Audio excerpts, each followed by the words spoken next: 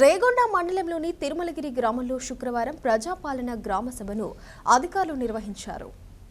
రేగొండ మండల ఎంపీడీఓ వెంకటేశ్వర్ అధ్యక్షతన నిర్వహించిన గ్రామ సభలో గ్రామస్తులు పాల్గొన్నారు. కాగా రైతు భరోసా, ఆత్మీయ భరోసా, రేషన్ కార్డులు, ఇందిరమ్మ ఇండ్లకు అర్హులైన పేదవారిని గుర్తించినట్లు అధికారులు తెలపగా, దీంతో అక్కడ ఉన్న ప్రజలు ప్రభుత్వం చేస్తున్న పథకాల అమలు పట్ల హర్షం వ్యక్తం చేశారు.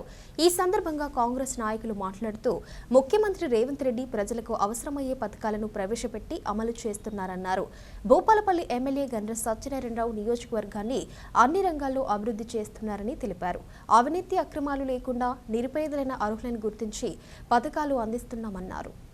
ప్రజాపాలన గ్రామ సభల ద్వారా అర్హులైన నిరుపేదలందరికీ వర్తించేలా పథకాలు పెట్టిన రేవంత్ రెడ్డి గారికి ధన్యవాదాలు తెలుపుకుంటూ, అలాగే ఇందిరమ్మ లిస్టులు వాళ్ళు సర్వే చేసిన ప్రకారము ఇంకా తప్పిన ఉంటే వాళ్ళ పేర్లు పెట్టుకొని వీళ్ళది కూడా వచ్చేటట్టుగా నిరంతర ప్రక్రియగా ఇది ఒక గవర్నమెంట్ స్కీమ్ కాబట్టి ఈ రోజు పేరు రాని వారిని బాధపడకుండా మళ్ళీ అప్లై చేసుకుంటే రావడానికి 5 ఏళ్ళ పాలన ఉంది.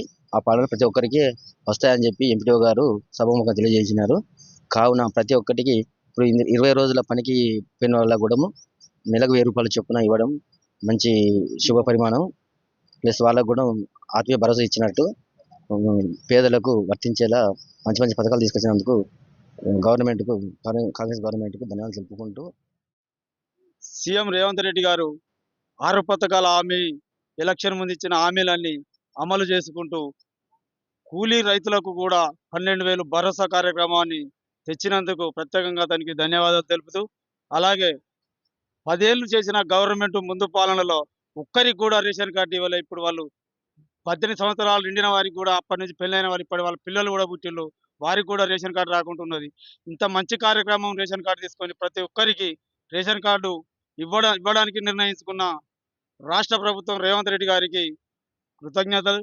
అలాగే ఇందిరమ్మ ఇల్లు అలాంటిది ఎక్కడో ఒక్కగాడ విలేజ్కి, నియోజకవర్గానికి ఒక డబుల్ బెడ్రూమ్ అని పెట్టి అది తాత్కాలికము, వాటిని పంచకుంట లబ్ధిదారులకు పంచకుంట కూడా 10 సంవత్సరాలు కాలయాపన చేసిన కేసీఆర్ గారు అవి ఒక ఇల్లు కూడా ఇవ్వడం లేదు.